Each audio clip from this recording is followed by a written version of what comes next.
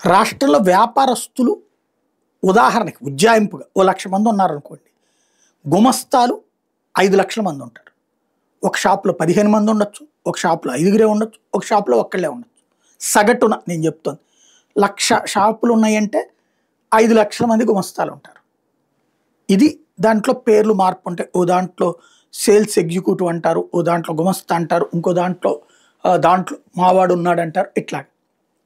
ఇప్పుడు కార్మికులకి సంబంధించి తీసుకొచ్చినటువంటి చట్టం రాష్ట్ర ప్రభుత్వం ఏదైతే 8 గంటల పని దినాల్ని 10 గంటల కిందకి మారుస్తూ తీసుకొచ్చినటువంటి చట్టం మీద వాళ్ళేమంటారు? ఇదే సందర్భంలో 20 మంది కార్మికులు ఉండే సంస్థను కార్మిక శాఖ పరిధి నుంచి తొలగించే యోచన కూడా చేస్తున్నారు. తనిఖీ అధికారాలకు కూడా కత్తిరేశారు. 30 లక్షలకు పైగా శ్రామికుల మీద ఇది ప్రభావం చూపెడుతుందంటూ సాక్షి రాసుకొచ్చింది. ముందు అసలు ఈ పాయింట్ 8 గంటల నుంచి 10 గంటల పని అన్నటువంటి దాన్ని ఏమంటారు అన్నటువంటిది ఇక్కడ ముఖ్యమైన అంశం.